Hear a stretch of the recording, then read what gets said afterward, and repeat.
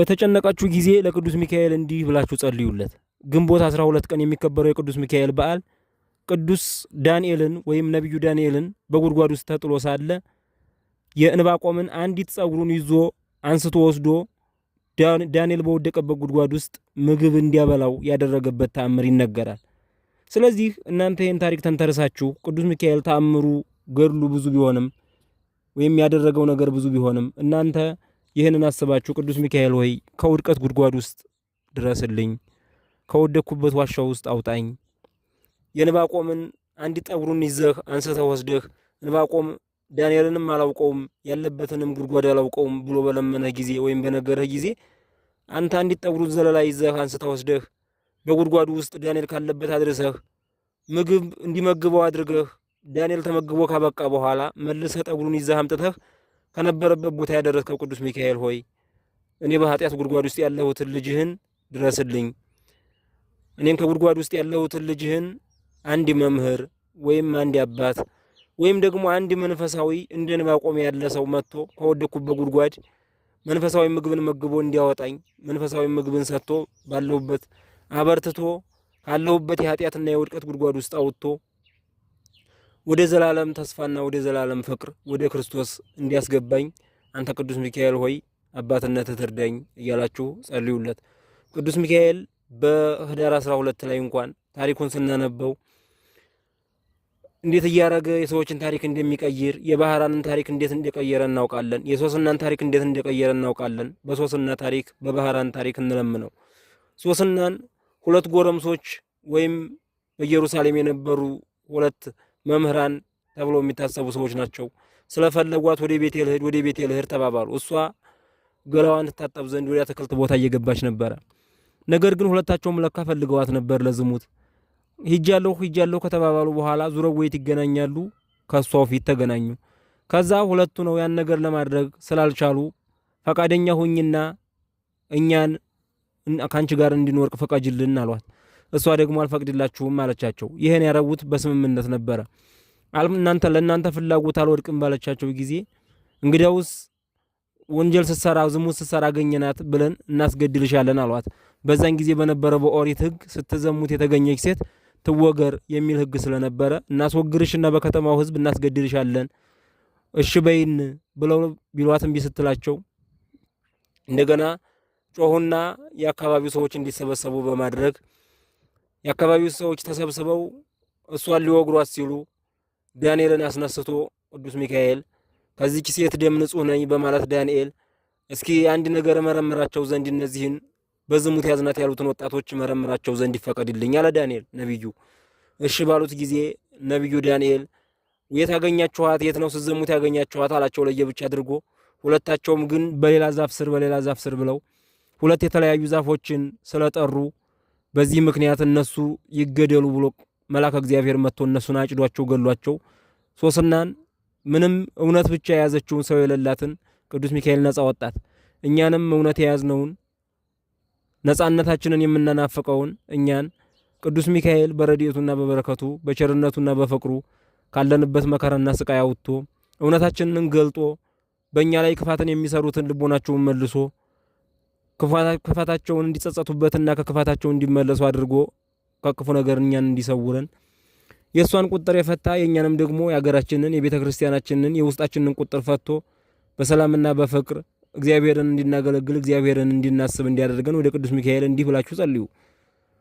ቅድስት ሶስናን ከነዛ ከሁለቱ ወጣቶች ያዳንክ እውነቷ በሰው ፊት ሳይሆን በሰማይና በምድር ፊት ሳለ እነሱ ግን በውሸት መስክረው ላስይዟት በነበረበት ጊዜ ደርሰህ ከነሱ ሴራ ያዳንካት እኛንም በድብቅ በተንኮል ውስጥ ለውስጥ በመሸረብ ሊያጠቁን ከተዘጋጁ ጠላቶች በአባትነትህ ከልለን እንበለው። ቅዱስ ሚካኤልን ይከልለናል።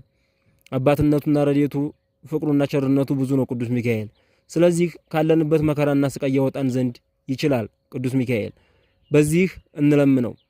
እንዲሁም ደግሞ ባህራንን ያንን የሞት ደብዳቤውን ይዞ ሲሄድ የሞት ደብዳቤውን ወደ ሕይወት እንደቀየረለት እንዲሁ ቅዱስ ሚካኤል ሆይ የባህራንን የሞት ደብዳቤ ወይም የሞት ታሪክ ወደ ሕይወት ታሪክ የቀየርክ የኔንም የሞቴን ታሪክ የኔንም የውድቀቴን ታሪክ የኔንም የመሸነፍና ዲል የመደረግ ዲል የመነሳት ታሪክ ቀይረህ ወደ ፍቅር፣ ወደ አንድነት፣ ወደ ክብር፣ ወደ ህይወት ታሪክ ቀይርልኝ። ታሪኬ ሁሉ የህይወት እንጂ የሞት አይሆንብኝ ብለን ቅዱስ ሚካኤልን መለመን ይገባናል ሁላችንም። ከዛ ውጭ እስራኤልን ከግብፅ አንስቶ ወደ ምድር ርስታቸው ወደ ከነዓን የወሰደ ነው ቅዱስ ሚካኤልና ብዙ ታምራትን አደረገላቸው። ከእስራኤል በዛ በግብጾች ከመጣ መቅሰፍት ከለላቸው። እኛንም በዘመን ከታዘዘ መቅሰፍት ሰውረን ብለን ቅዱስ ሚካኤልን እንለምነው። በዘመን ከመጣ በዘመን ከታዘዘ ክፉ መቅሰፍትና ቸነፈር መከራ ሁሉ ይሰውረናል። ቤተሰቦቻችንን፣ ልጆቻችንን፣ ሁሉን ሀብቶቻችንን ሁሉ ሊጠብቀን የታመነ ነው ቅዱስ ሚካኤል ሊቀ መላእክት ማለት። ስለዚህ ቅዱስ ሚካኤልን በስሙ እንለምን። በአባትነቱ ጥላ፣ በረድኤቱ በፍቅሩ ከለላ እንራመድ። እስራኤልን የኤርትራን ባህር እንዲሻገሩ መልአኩ ባህር ከፈለላቸው። ሙሴ ባህሩን በመታ ጊዜ ባህሩ ከሁለት ተከፈለና እስራኤል ተሻገሩ። የፈርዖን ሰራዊት ግን ከፈርዖን ጋር በዛ ውስጥ በኤርትራ ባህር ውስጥ ሰጥመው ቀሩ። እባክህ ቅዱስ ሚካኤል ሆይ ይህንን ያለሁበትን የመከራ ባህር ያለሁበትን የእሳት ባህር ከፍለህ አሻግረህ ክፉን ዘመን አሳልፈህ ወደ ደጉ ዘመን አብቃኝ፣ ለደጉ ዘመን አሸጋግረኝ። አቤቱ ቅዱስ ሚካኤል ሆይ ተጨንቄያለሁና ድረስልኝ ብለን ብንለምነው ቅዱስ ሚካኤል ለሁላችን ይደርሳልና እንለምነው። ያንን የማይታመነውን ባህሩን ወደ ጎንና ወደ ጎን ከፍሎት በደረቅ ተሻገሩ ነው የሚለው። ጭቃ እንኳን አልሆነም፣ በደረቅ ተሻገሩ ይላል። በደረቅ እንዲሻገሩ ያንን ውሃ በባህሪው አፈር ላይ ቆይቶ ሲነሳ አፈሩ ጭቃ ነው የሚሆነው። ነገር ግን ቅዱስ ሚካኤል ደረቅ አደረገላቸውና በደረቅ ተሻገሩ።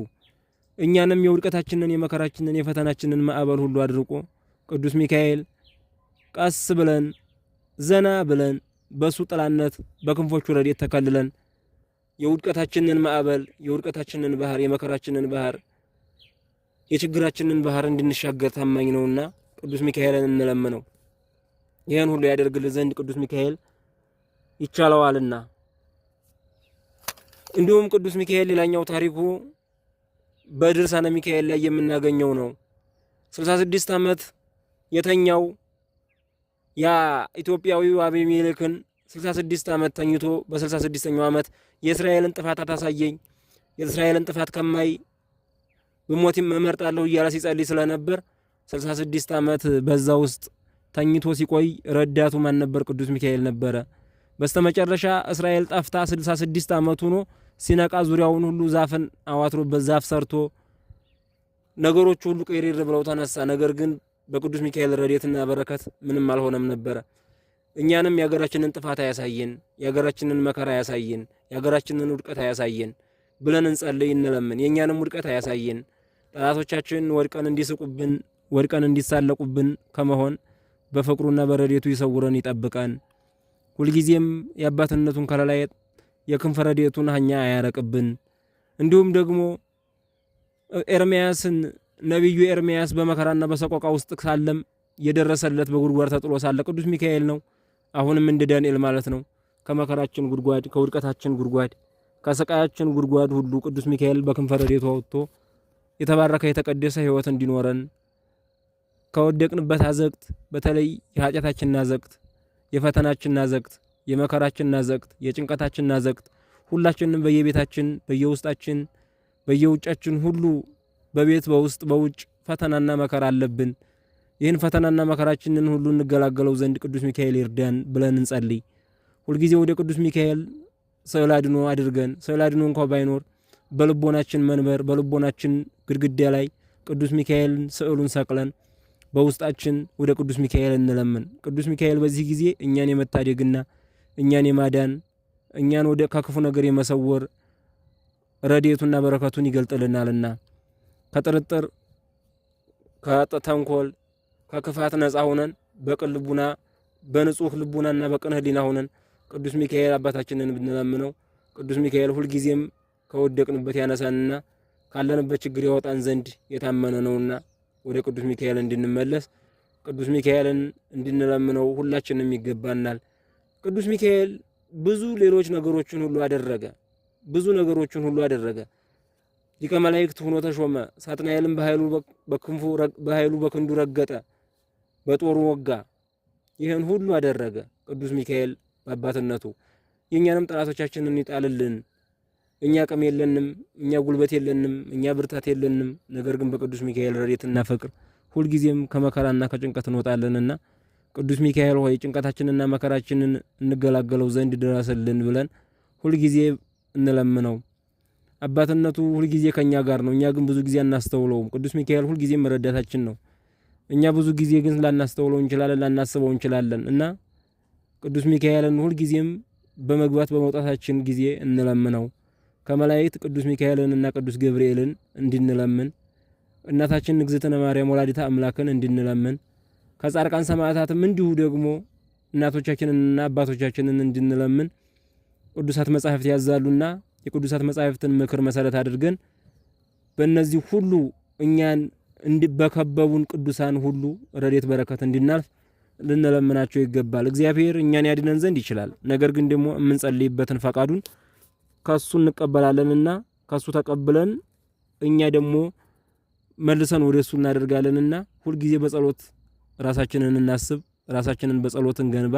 እኛ በጸሎት ስንገነባ እግዚአብሔር ደግሞ እኛን ጸሎት ሊሰማ የታመነ ነውና ሁላችንንም የቅዱስ ሚካኤል ረድኤትና በረከቱ ፍቅሩና አማላጅነቱ ከክፉ ነገር ሁሉ ከሚመጣብን ከምናየውም ከማናየውም ከሚወራውም ከሚሰማውም ነገር ይሰውረን።